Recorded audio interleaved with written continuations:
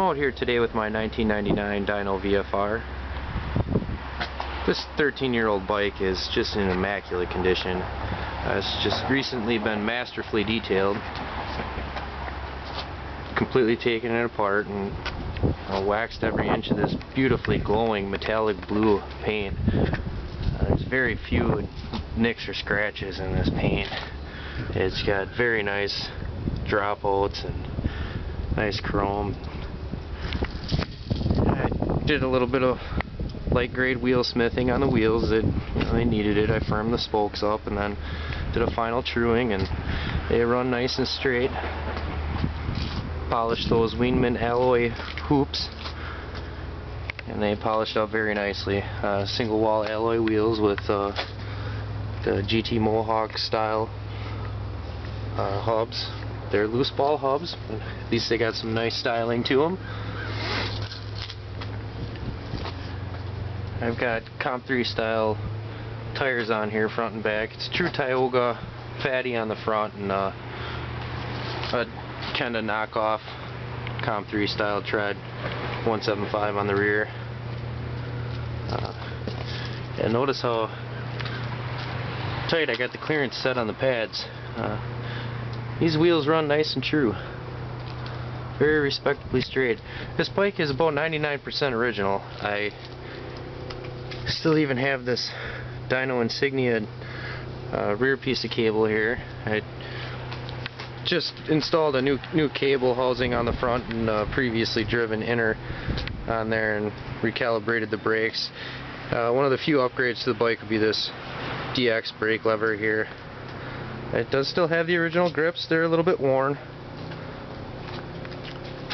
Got GT plastic bar ends. Piston stem. Got a nice clear crisp screen printing throughout the bike, really, on this cap, on the piston style clamp, and on the crank arm. The crank arm screen printing is nice and bold. Has the 175mm stamp right there. These are chromoly arms. Got the two-piece steel spider. Has the alloy body pedals.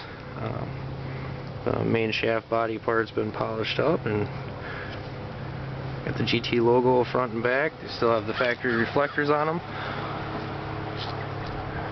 Just beautiful paint, though. It really is. When we come around to the other side, I also noticed the screen printing on the bottom bracket race. The Dyno screen printing. Very nice. No dealership stickers. No bike licenses. This, to me, is really the pinnacle of the Dyno VFR series, because later they went to the rectangular front tubes and they went to a smaller format, and this has a 19.5-inch center-to-center top tube. And later they just aimed at more of a juvenile crowd in 2000, 2001, and those were the last of them.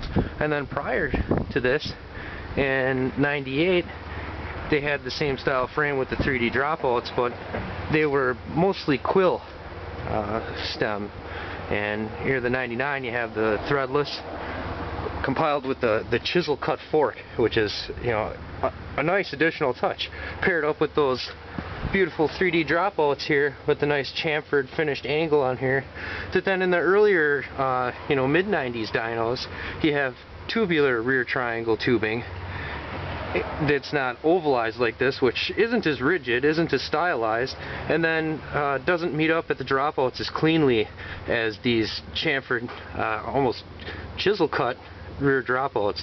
So this really, to me, is the pinnacle of the VFRs. And then you get into some of the earliest VFRs, and you have the CMC steel rim hoops. So here, component-wise, style-wise, it's the complete package for the VFR series, and this is really the pinnacle of the VFRs. And this one is just in truly magnificent condition for a 13-year-old bike.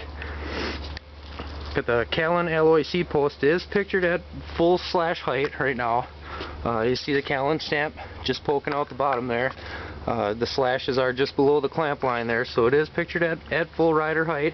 You can always go down as low as you want from there, but can't really go up. That's maximum height recommended by the manufacturer at that point. And also with the bike, I got the original front runner tire, the AA Pro compound, in pretty darn good shape.